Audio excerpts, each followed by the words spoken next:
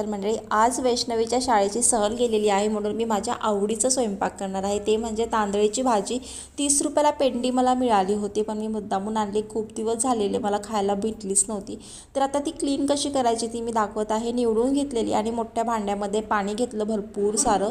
त्यानंतर मी आता काय केलं, त्याला छान असं धुवून घेतलं। तुम्ही पाहिलंच आहात कसं की याच्यामध्ये खूप बारीक बारीक माती असते आणि ते काय होते आपण व्यवस्थित धुतली नाही ना की मग सगळी भाजी कचकच कचकच लागते।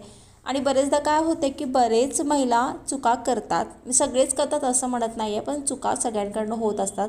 आपण एकमेकांकडनं शिकतो, हे मी माझ्या सासूबाईंकडनं शिकले होते की आपण भाजी नेमकी धुवायची कशी असते। मग केवढी कढाईभर भाजी होते आणि फक्त वाटीभर भाजी माझी झालेली आहे। तर मला कळत नाही आहे की माझी भाकरी अशी का झाली आहे, पण तरी पण फुगली बाबा एकदाची।